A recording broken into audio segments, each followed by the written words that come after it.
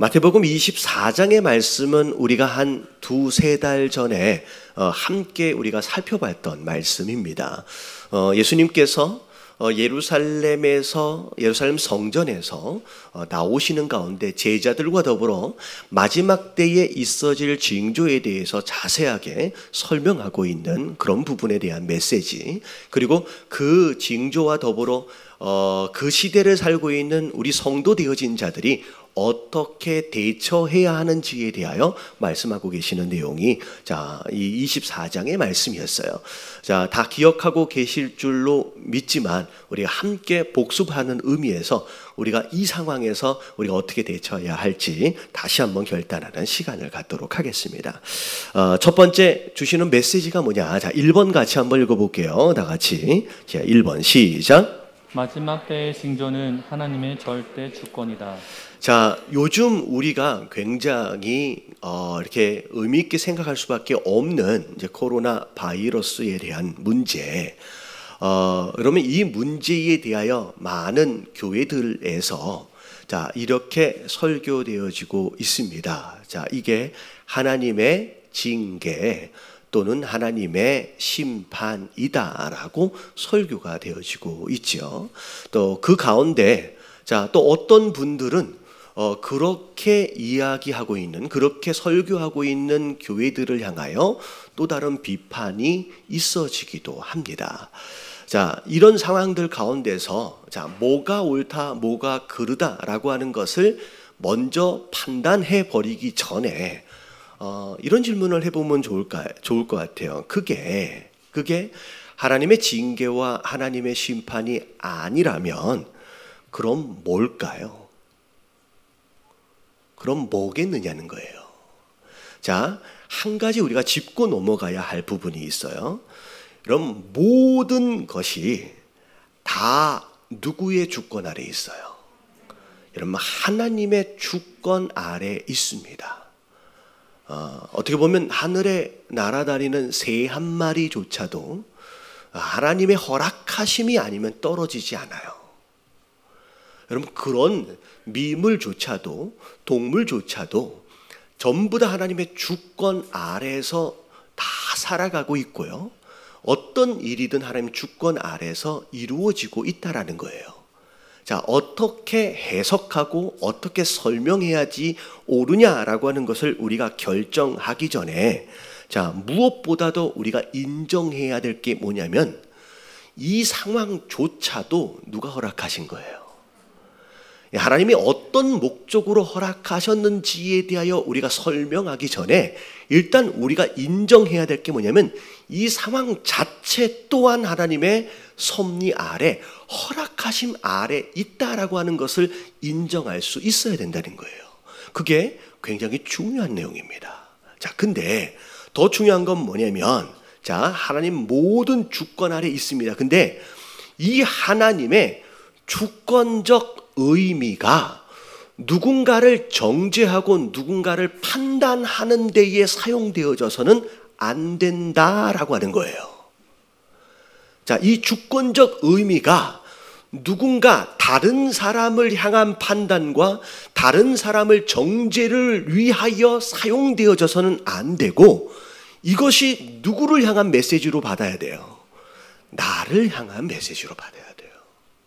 다른 교회가 아니라 우리 교회를 향한 메시지로 받을 수 있어야 된다는 것, 이게 가장 중요한 거예요. 그래서 쉽게 이건 뭐다라고 누군가를 향한 그런 가치로 이야기해버리기 전에 과연 이 상황을 허락하신 하나님의 의도와 목적이 무엇인지, 특별히 나를 향하여 듣길 원하시는 메시지가 뭔지를 우리가 먼저 귀 기울일 줄 아는 것이 훨씬 더 중요한 것이라는 거예요. 여러분, 이 상황에서 나를 향한 하나님의 음성을 들으시는 저와 여러분들 되시길 주님의 이름으로 축원합니다. 그래서 여러분, 첫 번째 메시지는 이 상황 자체도 하나님의 허락하신 것이고, 중요한 것은 이 상황 속에서 하나님이 나에게 그리고 우리 교회에게 어떤 메시지를 들려주시길 원하시는지를 들어야 된다는 거예요. 여러분, 깨달아지시길 주님의 이름으로 축원합니다. 그러면 오늘 과연 우리에게 주시는 메시지가 뭔지에 대하여 자 살펴보도록 하겠습니다. 자 일단 자 2번을 보면 같이 한번 읽어볼게요. 다 같이 시작. 우리가 반드시 알아야 할 마지막 때의 징조들이 있다. 여러분 마지막 때가 되어지면 일어나리라 말씀하신 예수님께서 말씀하셨던 징조들이 있어요. 여러분 이 징조들이 오늘 읽은 본문 말씀 안에 대부분 다 나와 있습니다. 자, 첫 번째 내용이 뭐냐면 자, 1번 같이 한번 읽어볼게요. 자, 4가지 징조들인데 자, 1번 시작. 그리스도를 사칭하는 수많은 이단들. 자, 마태복음 24장 4절부터 5절까지의 내용들, 특별히 5절 말씀을 보면 자, 많은 사람이 누구 이름으로 온대요? 예수님의 이름으로 온대요. 이걸 사칭이라고 합니다. 예수님이 아니에요.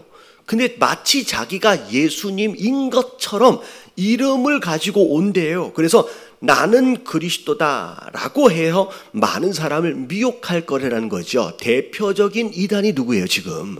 여러분 지금 이만희고 지금 신천지입니다. 지금 이 마지막 때가 되어지면 그래도 이번에 이 코로나 사태로 인하여 신천지에 대해 굉장히 사회적으로 이슈가 되어지고 있는데 자 대표적인 이단이 신천지인 것처럼 이 마지막 때가 되어지면 스스로 그리스도다라고 사칭하는 이단들이 창궐하게 된다는 거예요. 자 이게 마지막 때의 징조입니다. 실제로 우리가 지금 보고 있는 현상이고요. 자, 두 번째 징조가 뭐냐면 같이 한번 읽어볼게요. 시작. 전쟁의 소문들. 자, 6절과 7절 말씀을 보면 난리와 난리의 소문들이 들린대요. 여러분 여기서 말하고 있는 난리는 영어로 보면 전쟁이에요. 전쟁.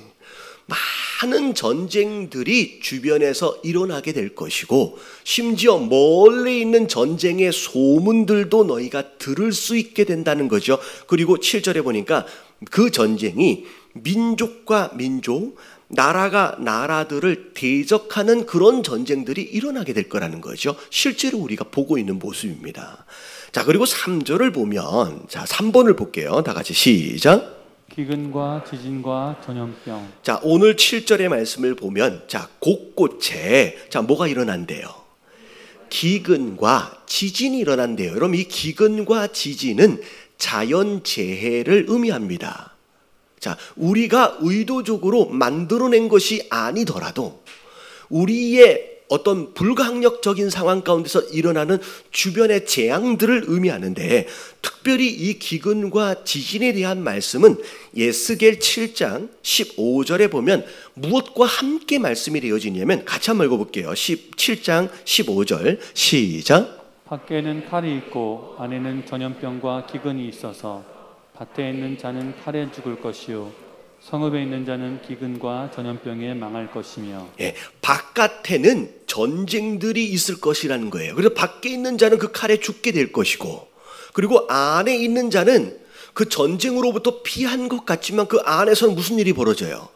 기근과 더불어 전염병이 있을 것이다 라고 말씀하고 계시는 거예요. 여러분 이게 오늘날 우리가 보고 있는 현상이고 여기서 말하고 있는 이 전염병이 우리가 지금 보고 있는 이제 이 바이러스에 대한 내용일 수도 있다라는 거예요. 이 마지막 때의 징조입니다. 마지막 때 분명히 이 전염병에 대해서 하나님은 미리 경고하셨다라는 거예요. 근데 더 무서운 것은 자 이런 일들이 우리 주변에 일어날 때에 사람들이 어떻게 반응하겠느냐라고 하는 게 더 무서운 거예요. 자, 4번을 보니까 징조들에 대한 사람들의 반응인데 자, 10절 말씀 읽어볼게요. 다 같이 시작. 그때 많은 사람이 실족하게 되어 서로 잡아주고 서로 미워하겠으며. 여러분 이 실족이라고 하는 것은 믿음을 버린다라는 거예요. 배교한다라는 겁니다. 그리고 그 이후에 서로 잡아주고 서로 미워한다라는 것은 배신입니다. 다시 말하면 이런 상황들이 일어날 때 사람들의 반응 첫 번째가 뭐냐면 배교, 믿음을 버리고 교회를 떠나고 그리고 심지어 서로를 잡아주고 미워하는 그런 배신의 모습들이 일어난다는 거죠. 자, 그리고 11절을 보면 거짓 선지자가 많이 일어날 거라는 거죠. 자, 이 거짓 선지자는 앞에서 말한 그 내 이름으로 올 자와 좀 차이가 있어요. 자, 이런 상황들이 일어날 때 하나님의 뜻이 아닌 잘못된 메시지를 전하고 있는 자들이 생겨날 거라는 거예요. 그러니까 다시 말하면 내가 그리스도다라고 주장하는 사람이 있는가 하면 이게 이단들이 있는가 하면 이런 요란한 재앙들과 상황들, 전염병과 같은 이런 상황들 속에서 하나님의 뜻이 아닌 잘못된 메시지를 마치 하나님의 뜻인 것처럼 전하는 그런 무리들도 생겨날 수 있다라는 거죠. 자, 그리고 마지막에 12절을 보면 자, 뭐가 성한데요? 여러분, 불법. 여러분, 이 불법은 기본적인 질서가 무너져 버립니다. 자, 우리가 그나마라도 이렇게 살고 있는 이유가 뭐냐면 우리가 기본적으로 사회적으로 만들어 놓은 질서와 법이 있어요. 근데 이것 자체가 다 무너져 버려요. 그런 일들이 벌어지고 심지어 많은 사람들이 뭐가 식어버려요. 여러분, 배신할 뿐만 아니라 이제 정말로 사랑해야 될 가까운 사람들까지도 사랑하지 않는 모습들로 반응하게 된다는 거죠. 이게 마지막 때 일어날 징조들의 모습이고 실제로 우리가 부분적으로 보고 있는 사회적 현상이라는 거예요. 자, 예수님 미리 말씀하셨고 성경의 구약과 신약을 통하여 이미 예언되어져 있는 모습을 우리가 보고 있는 겁니다. 자, 그러면 가장 중요한 건 자, 일어난다라고 말씀하신 것에 대해서 우리가 다 보고 있어요. 그러면 어떻게 대처해야 하는지에 대해서도 예수님이 말씀을 이미 하셨습니다. 자, 우리는 뭐 하면 되느냐? 그 말씀하신 것을 따라 뭐 하면 돼요? 순종하면 돼요. 자, 이런 일들이 일어난다고 했어요. 자, 우리는 뭘 어떻게 해야 되는지를 말씀을 통해서 우리가 순종하면 되는 거예요. 자, 그래서 마지막 세 번째가 자, 마지막 때의 징조들에 대하여 성도의 대처 방법입니다. 자, 네 가지입니다. 첫 번째 같이 한번 읽어볼게요. 시작. 미혹받지 않도록 주의하라. 자, 거짓 그리스도가 올 거예요. 그리고 거짓 선지자들이 등장을 할 거예요. 자, 그런 가운데 예수님이 오늘 4절 말씀에 보면 자, 줄 쳐진데 뭐라고 나와 있어요? 미혹받지 않도록 주의해라는 거예요. 여러분, 누구도 여러분 스스로의 신앙에 대하여 여러분 자신하지 마십시오. 여러분, 누구도 예외가 아니에요. 심지어 목사라고 할지라도, 심지어 권사든 장로라고 할지라도 나는 미혹당하지 않는다라고 자부하지 마십시오. 여러분, 이건 예외가 없어요. 여러분, 이거는 지식적인 의미가 아니라 여러분 영적인 의미를 가지고 있어서 여러분 사로잡히게 되면 누구도 쓰러지고 미혹될 수 있다라는 거예요. 자, 그래서 자, 우리가 방심하면 안 되는데 여러분, 이번에 참 안타까운 게 뭐냐면 신천지에서 감염되어진 자들을 지금 추적해서 조사하는 가운데 뭐가 밝혀졌냐면 기성교회의 장로의 아내 되어진 권사가 신천지 교회에 참석했다는 게 드러났어요. 그러니까 어떻게 보면 우리끼리는 음식하면 안 되겠지만 있다라는 거예요. 장로가 되었던 권사가 되었든 누구도 방심하면 미혹되어져 넘어갈 수 있는 가능성이 있다라고 하는 것을 여러분 유념해 두시고 여러분 이렇게 유혹되지거나 미혹되지 않도록 여러분 스스로를 주의하시게 되길 주님의 이름으로 축원합니다. 그래서 여러분 첫 번째 메시지는 그거예요. 미혹되지 않도록 스스로를 잘 방지하도록 주의하라라고 말씀하시는 거예요. 자, 그러면 자, 두 번째 메시지가 뭐냐? 자, 같이 한번 읽어볼게요. 다 같이 시작. 두려워하지 말라. 여러분, 이게 가장 큰 문제일 것 같습니다. 자, 누가 걸렸대? 그래서 그 사람이 어딜 지나갔대? 자, 우리가 무슨 마음을 갖냐면 두려운 마음을 가져요. 근데 오늘 말씀의 6절 말씀을 보니까 그런 일들, 그런 재앙과 그런 상황들이 일어난다라고 할지라도 자, 너희는 삼가 뭐 하지 말래요? 두려워하지 말라고 권면하신 게 아니라 명령하신 거예요. 여러분 순종하시게 되길 주님의 이름으로 축원합니다. 혹시나 내가 걸리면 어떨까라는 그런 두려운 마음은 하나님이 원하시는 것이 아니라는 거예요. 자, 오늘 예배 때 오시기 위해서 들어오실 때 굉장히 복잡했을 거예요. 1층, 지하 1층, 지하 2층까지 해가지고 뭐 이렇게 막 적는 것도 놔둬놓고 제가 이제 지시한 대로 됐는지는 모르겠습니다. 제가 엘리베이터를 타기 전에 자, 2가지를 확인하라 그랬어요. 자, 첫 번째는 마스크를 반드시 쓰고 있는지를 확인하라 그랬어요. 마스크를 안 쓰고 있으면 엘리베이터를 태우지 말라 그랬거든요. 그래서 마스크를 반드시 쓰고, 그리고 엘리베이터 타기 전에 뭐 해라 그랬어요? 손 세정제로 다 한번 손을 세척을 한 다음에 엘리베이터를 타게끔 했고요. 그리고 세신자는 반드시 주민등록증을 포함해서 주민등록 번호와 그리고 저 연락처와 심지어 나는 신천지가 아닙니다. 나는 이만희가 이긴 자라고 나는 믿지 않습니다라고 서명을 하도록 했어요. 혹시 여기 새 신자들이 있으면 하고 올라오신 걸로 압니다. 그리고 엘리베이터 내리기 전에 열감지 카메라로 체온을 전부 다 확인해가지고 했어요.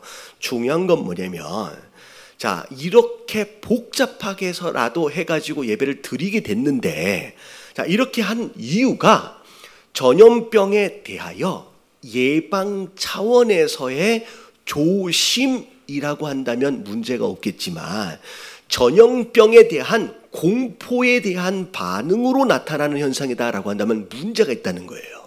여러분, 공포감을 가지지 마시길 주님의 이름으로 축원합니다. 여러분, 이 두려움과 공포는 우리의 신앙과 마음에 요만큼의 도움도 안 된다는 거예요. 자, 왜냐하면, 자, 1번 같이 한번 읽어볼게요. 자, 다 같이 시작. 두려움이 주는 공포는 우리를 마비시킨다. 이러면 공포, 이 두려움은 굉장히 우리를 힘들게 만드는데, 대표적으로 시편 55편 5절 말씀을 보면 두려움과 떨림이 내게 임하면, 자, 무슨 일이 벌어졌냐면 이 두려움에 대한 생각은 뭘로 바뀌냐면 공포로 바뀌어요. 근데 이 공포는 나를 뭐 해버려요? 여러분, 덮어버립니다. 여러분, 이게 덮는다라고 하는 의미는 뭘 의미하느냐면, 마치 누군가가 엎드려 있으면 그 사람 위에다 이불을 덮는 것과 비슷한 현상이에요. 여러분, 이불을 확 덮어버리면, 자, 그때부터는 잘 안 들려요. 그때부터는 잘 보이지가 않는 거예요. 그래서 여러분, 이 공포감이 우리 마음 가운데 들어오면 우리의 모든 감각기관이 마비가 되면서 이성적으로 생각하고 판단할 수 있는 능력을 상실하게 버리게 됩니다. 그렇기 때문에 이런 공포는 우리 마음 가운데 두면 안 되는 거예요. 여러분, 이럴 때일수록 우리가 말씀 안에서 바로 보고 바로 듣고 바로 말할 수 있어야 함과 동시에 바르게 이성적으로 판단하고 결정할 줄 알아야 된다는 거예요. 이럴 때일수록. 이런 일이 일어나면 큰일 났어 하면서 당황해버리는 사람들이 있는데, 그게 바로 공포가 주는 현상들이라는 거예요. 여러분, 이 공포가 우리의 삶을 절대로 덮어버리지 못하도록 여기로부터 빠져나와야 하는 줄로 믿습니다. 그리고 더 무서운 건 뭐냐면 2번 같이 한번 읽어볼게요. 다 같이 시작. 두려움은 곧 내 안에 또 다른 믿음이 된다. 여러분, 두려움이라는 것은 곧 생각이에요.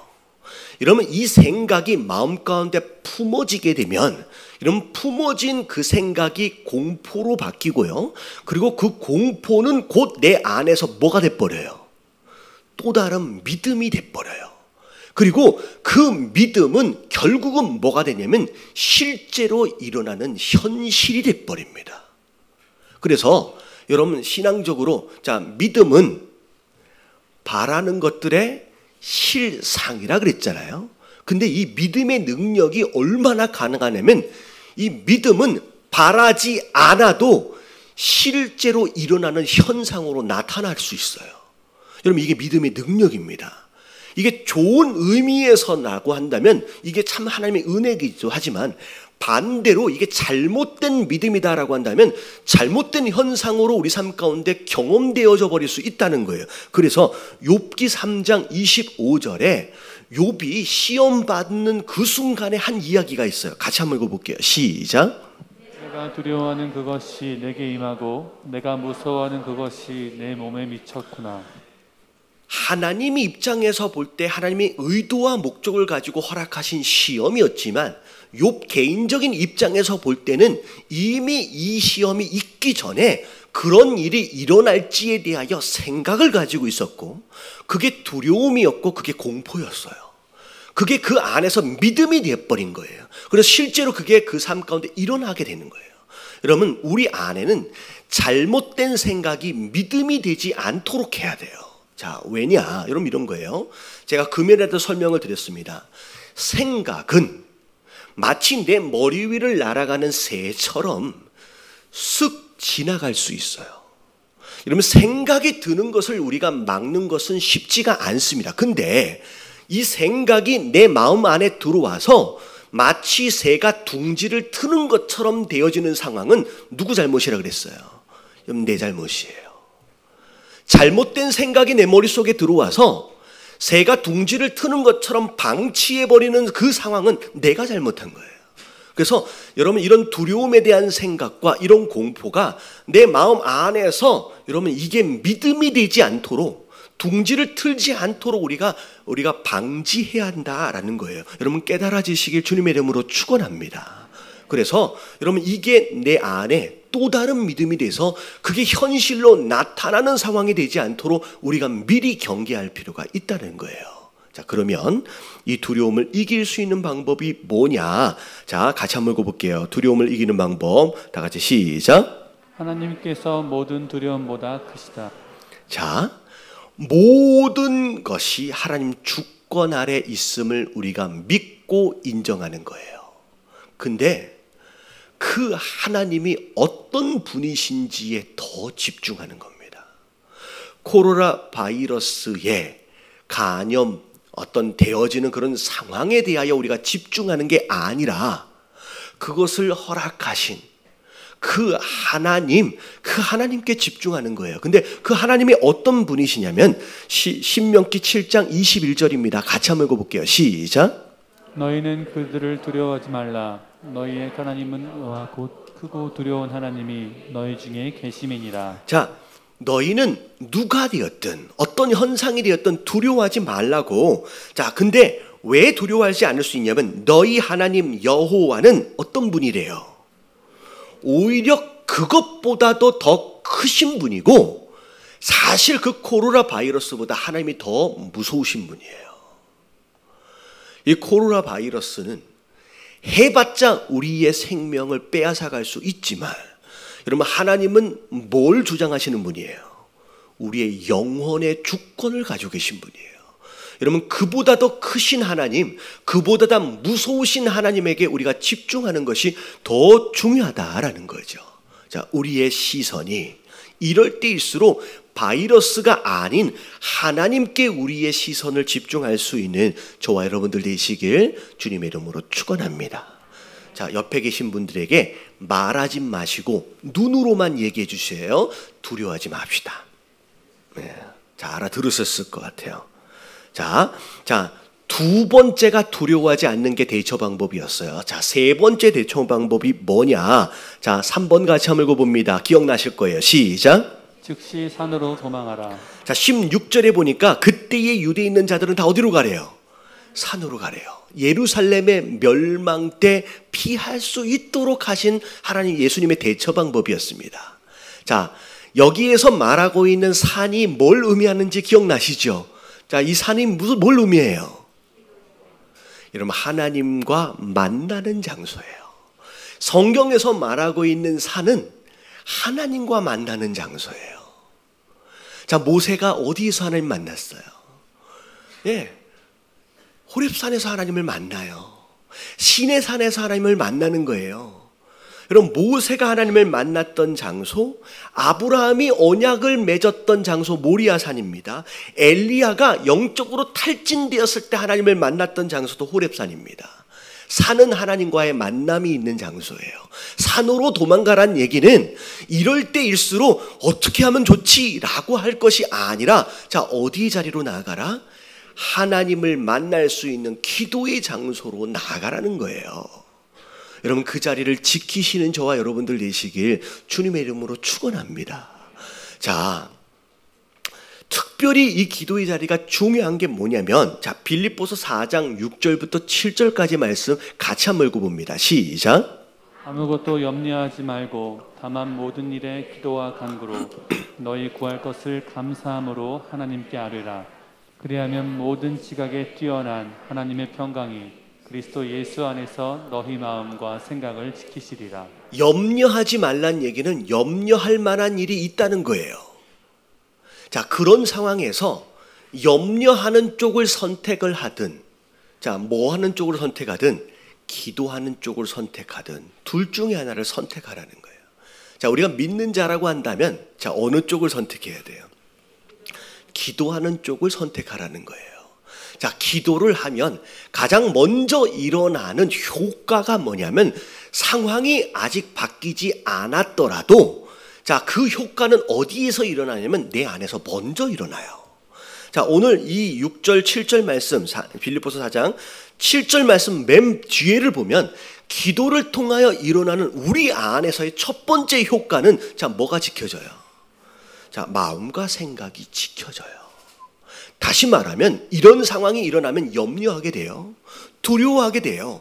공포감에 사로잡힌다는 거예요. 근데 이런 상황에서 우리가 산으로 도망가서 기도의 자리를 가면 그 상황 가운데서 우리가 그보다 크신 하나님께 집중할 수 있을 뿐만 아니라 그 기도를 통하여 우리의 마음과 생각이 지켜지는 거예요. 자, 다 잃어버려도 이 마음과 생각을 지키면 전부 다 회복할 수 있어요. 욥이 다 잃어버렸어요. 눈에 보이는 모든 것을 잃어버렸지만 딱 한 가지는 잃어버리지 않았어요. 마음과 생각을 지켜냈더니 나중에 욥기가 끝날 때는 잃어버린 모든 것을 다 되돌려받고 다 찾게 되는 거예요. 지금 여러분들이 잃어버릴 수 있는 것들이 있을 수 있습니다. 하지만 그 가운데 기도하십시오. 그래서 끝까지 마음과 생각을 지켜내시면 잃어버린 것이 뭐가 됐든 다시 되찾아올 수 있다라는 거 여러분 깨달으시길 주님의 이름으로 축원합니다. 그래서 오늘 많은 교회들이 예배를 취소했고요. 그래서 많이들 모이지 못한 걸로 알고 있습니다. 사실 제가 금요일 날 결정을 내리기 전 오후 1시, 2시까지만 해도 사실은 그 확진자가 여기 근방에서 나왔다라고 하는 것으로 인하여 오늘 예배를 취소할까로 마음이 갔었어요. 근데 계속 고민하고 기도하는 가운데 많은 분들하고 통화를 좀 했습니다. 근데 기도하는 가운데 그럼에도 불구하고 자, 다 오지 못할 수 있습니다. 제가 오늘 못하신 분들이 좀 그렇다라고 판단하는 건 아닙니다. 집에서 잘 예배를 드리고 계시면 괜찮습니다. 근데 그럼에도 불구하고 자, 누구만큼이라도 저만큼이라도 이 자리를 지켜야 되겠다라는 마음이 들었어요. 최소한 우리 목사님들만큼이라도 이 자리를 좀 지켜야 되겠다라는 마음이 들었습니다. 자, 왜냐하면 마지막 때가 되어질수록 모이지 못할 만한 이유들이 많아질 거예요. 전쟁이 일어났는데 어디 모여 있을 수 있어요? 전염병이 있다는데 어디 모여 있을 수 있겠느냐는 거예요. 모이지 못할 만한 일들이 오늘뿐만 아니라 앞으로 더 많이 있어질 수 있을 거라는 거예요. 그럼에도 불구하고 히브리서 10장 25절 말씀에 보면 같이 한번 읽어볼게요. 시작. 모이기를 패하는 어떤 사람들의 습관과 같이 하지 말고 오직 권하여 그날이 가까움을 볼 수 있도록 더욱 그리하자.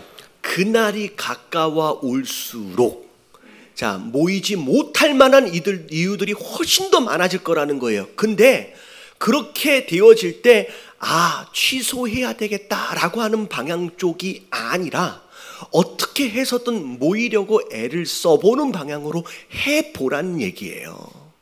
자, 사실은 지난 주간에 많은 일들이 있었어요. 특별히 어떻게 보면 이 코로나 바이러스가 종식되어질 것이다 라고 대통령의 이제 이야기가 있었잖아요. 실제로 그렇게 되는 줄로 알았습니다. 왜냐하면 나름 잡혀지고 있었거든요. 근데 갑자기 신천지 문제로 인하여 하루에 몇십 명씩 늘어나서 지금 어제 저녁만 해도 200명이 넘었어요. 그러면 일본을 제외한 자, 국가들 가운데 우리가 2등이에요. 지금 오늘 아침에 제가 페이스북에 보니까 지금 이스라엘로 들어가는 대한항공 항공편에 한국 사람들이 전부 다 입국 거절을 달았어요. 지금 다시 다 돌아오고 있대요, 지금. 자, 제가 6월 달에 미국을 가야 됩니다. 근데 못 가게 생겼어요. 지금 그런 상황이 벌어지는 거예요. 근데 자, 이번 이 일로 말미암아 신천지의 모든 모임 장소가 다 폐쇄가 됐습니다. 서울도 마찬가지고 경기도도 마찬가지고 지금 정부의 어떤 권한으로 인하여 폐쇄가 됐어요. 자, 우리 입장에서 순간적으로 야, 잘 됐다라고 느끼셨을 거예요. 여러분, 이게 남의 이야기가 아니에요. 자, 정부의 조치로 인하여서 어떤 종교 모임을 모임 장소를 폐쇄시킬 수 있다라고 한다면, 자, 이번 주간이 굉장히 중요합니다. 아마 신천지가 공지되어졌던 대로 기성교회로 다 갔을 거예요. 어쩌면 우리도 예비한다고 대비한다고 하지만 이 가운데 있을 수도 있습니다. 자, 이번 주간이 지나면 누군가의 이야기를 들어보면 바이러스 확진자가 1000명이 넘어갈 거라는 예측도 있습니다. 자, 그 안에 어떤 교회 안에서 만약에 이런 상황이 일어났다, 우리 교회일 수도 있습니다. 아무리 조심하지만, 자, 일어나면 여러분 다음 주에 우리가 이렇게 모이지 못할 수 있어요. 정부에서 모든 교회를 폐쇄시킬 수 있는 권한이 생겨버립니다. 무슨 얘기인지 아시겠죠? 신천지의 모임 장소가 폐쇄되었다고 해서 우리가 그냥 마냥 기뻐할 일이 아니라 교회 안에도 동일하게 이런 일이 일어났을 때 우리 교회, 우리 한국에 있는 모든 교회가 일시적으로 다 폐쇄되어질 수가 있고요. 그것이 결국은 우리의 모임을 금할 수 있는 동기와 의미가, 이 조건이 제공되어지는 상황이 벌어진다는 거예요. 우리가 위기의식을 느껴야 돼요. 이 상황에서 우리의 교회의 패턴과 우리 종교적인 모든 것이 이 전부 다 바뀔 수가 있습니다. 대형 교회가 다 문을 닫을 수도 있어요. 여러분, 이게 우리가 얼마나 기도하고 얼마나 깨어 있어야 할 상황인지에 대하여 우리가 깊게 생각할 필요가 있다는 거예요. 우리가 더 깊게 생각하고 멀리 내다보는 가운데 우리 교회가 어떻게 해야 되는지 더 기도할 수 있는 저와 여러분들 되시길 주님의 이름으로 축원합니다. 자, 마지막입니다. 마지막 4번 다 같이 한번 읽어볼게요. 시작. 끝까지 견뎌라. 자, 오늘 13절에 보니까 그러나 그런 일들이 막 일어나고 배교하고 그런 일들이 일어난다라고 할지라도, 자, 어떻게 하래요? 끝까지 견디는 자는 구원을 얻으리라 말씀하십니다. 포기하지 말라는 거예요. 끝까지 그 믿음을 지켜내라라고 말씀하시는 거예요. 자, 우리가 어떻게 이 상황을 견딜 수 있을 것인가? 자, 마지막 말씀입니다.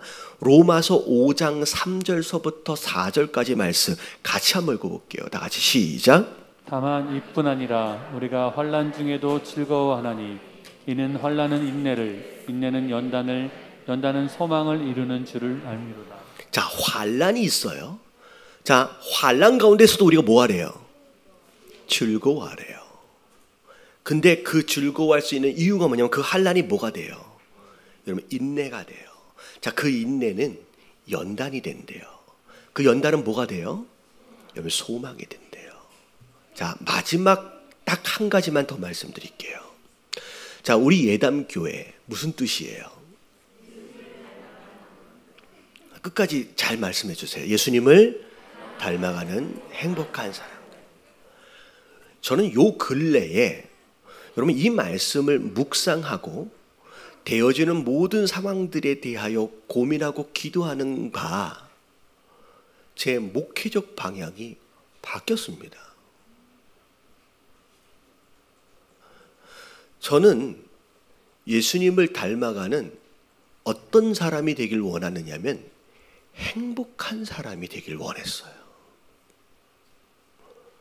그래서 어떻게 해서든 뭐 하길 원했냐면 결국에는 행복해지길 원했습니다. 근데 자, 우리가 생각하고 있는 행복, 로마서 5장 3절서부터 4절까지의 내용을 쭉 읽어보면 저는 우리가 막연하게 생각하고 있는 그 행복에 대한 가치는 이 안에 없어요. 여기서 말하고 있는 이 즐거워할 수 있다라고 하는 것은 우리가 막 기대하고 있는 그 행복과는 거리가 먼 즐거움이라는 거예요. 제가 저희 가족 얘기는 가능하면 안 했으면 하는 이제 그런 얘기도 좀 있지만 제가 지난번에 그런 말씀을 드렸습니다. 에밀리가 있어서 그 이제 얘기를 좀 드릴게요. 에밀리가 갑자기 저한테 물어보는 거예요. 왜 사는지를 잘 모르겠대요. 왜 그런 얘기를 하는데 되게 다 당황스럽잖아요. 제가 목사인데, 얘 목사 딸인데. 근데 얘기를 들어보니까 뭐라 그러냐면 어떤 시험이 있으면, 어떤 문제가 있으면 자기가 열심히 해가지고 그걸 시험을 보고 다행이다. 결과가 잘 나오면 다행이다. 근데 그건 잠깐이라는 거예요. 그 다음에 또 다른 시험이 기다리고 있고 또 다른 문제가 기다리고 있고 내가 이제 고등학교를 가는데 고등학교에 가서 잘하면 잘해봤자 이제 또 뭐가 문제가 있어요. 대학을 가야 돼. 그럼 대학을 잘 가서 잘 들어갔어요. 그럼 무슨 문제가 있어요? 네, 그 다음에 취업 문제가 있어요. 그 다음에 취업하면 그 다음에 또 무슨 문제가 있어요? 인생을 보니까 평생 문제 앞에, 평생 시험 앞에 계속 고생하다가 문제를 해결하면 그 즐거움은, 그 행복은 잠시 또 다른 무엇인가를 준비하기 위해서 또 생하고 또 다른 그 문제를 해결하기 또 고생하고 그렇게 된다는 거예요. 여러분, 누군가 그런 얘기를 하더라고요. 맛있는 음식을 먹으면 그 기쁨은 며칠 가요. 그게 반나절 간대요. 그게 좋은 차를 사면 그 기쁨이 한 달 간대요. 좋은 집을 사면 그 기쁨이 세 달 간대요. 여러분, 결혼을 하면 그 기쁨이 얼마를 가요? 이 상황에서 이제 저는 아직까지 행복한데요 이렇게 얘기하면 비겁한 거예요. 1년 간대요. 자, 인생의 목적이 행복이라고 한다면 나는 1시간의 행복을 위해서 하루를 고생하고 있어요. 인생의 목적이 행복이라고 한다면 한 달의 행복을 위해서, 한 달 동안의 행복을 위해서 10년을 투자하는 거예요. 10년 동안의 행복을 위해서 40년을 투자해요. 여러분, 이런 장사가 어디 있어요? 여러분, 우리의 인생의 목적은 행복이 아니에요. 행복하려고 차도 사보고, 행복하려고 집도 사보고, 행복하려고 결혼해보고, 행복하려고 뭐도 해봤는데 지금 행복하시냐고요? 아니라는 거예요. 여러분, 오늘 로마서 5장 3절부터 4절까지의 내용과 더불어서 말씀을 보니까 깨닫게 하시는 게 뭐냐면 인생의 목적은 행복이 아니라 성장입니다. 여러분, 로마서 5장 3절부터 4절까지는 다 그 얘기예요. 앞으로 우리가 영원히 살아가야 할 하나님 나라에서의 삶을 위해서 이 땅은 뭐 하는 시간이냐면 성장하는 시간이라는 거예요. 이 땅에서 행복하려고 사는 게 아니라 영원한 하나님 나라의 삶을 위해서 이 땅은 성장하기 위해서 몸부림치는 거고요. 성숙해지기 위해서 몸부림치는 거예요. 여러분, 성장과 성숙이 우리의 삶의 목적이 되시길 주님의 이름으로 축원합니다. 우리 결혼 생활의 목적은 행복이 아니에요. 내가 남편 되어진 가운데, 내가 아내 되어진 가운데 성장해 가는 거예요. 진짜 결혼 생활은 어디 있어요? 저 하나님 나라에 있어요. 자, 이게 그 말씀이에요. 지금 어려워요, 힘들어요. 그럼에도 불구하고 우리가 기뻐할 수 있는 것은 뭐냐면 환난이 뭘 만들어요? 인내를 만들어요. 여러분, 인내가 성장해서 가장 기초예요. 버티는 거예요. 견디는 거예요. 그리고 그 인내는 뭘 만들어요? 내가 연단되어지고, 내가 변화되어지고, 내가 단단해지고 성숙해지는 거예요. 근데 그 연단은 곧 뭘 바라보게 만들어요? 소망, 하나님 나라를 바라보게 되는 거예요. 여러분 행복해지려고 사실 마십시오. 여러분 그 행복은 절대 잡히지 않는 허상에 불과한 거예요. 여러분 이 땅에서는 그 행복을 잡기 위해서 살아가는 것이 아니라 이런 모든 과정들을 통하여 여러분 성장해 가시고 성숙해 가셔서 진짜 행복은 어디서 누리는 거예요? 영원한 저 하나님 나라에서 누리시게 되길 주님의 이름으로 축원합니다. 그래서 비로소 제가 제 딸이 고민했던 그 내용에 대해서 오늘 대답해 주는 거예요. 행복해지기 위해서 사는 게 아니에요. 행복해지기 살기 어디 있지? 어디 있지? 저기 있네. 행복해지기 위해서 사는 게 아니야. 성장과 성숙을 위해서 산다는 거예요. 여러분 깨달아지시길 주님의 이름으로 축원합니다. 자, 코로나 바이러스 허락하신 분이 누구예요? 하나님이에요. 이 안에서 여러분들이 신앙적으로 성장해 가십시오. 여러분 그게 하나님이 여러분들에게 원하시는 기대며 목적이라는 거예요. 여러분 깨달아지시길 주님의 이름으로 축원합니다.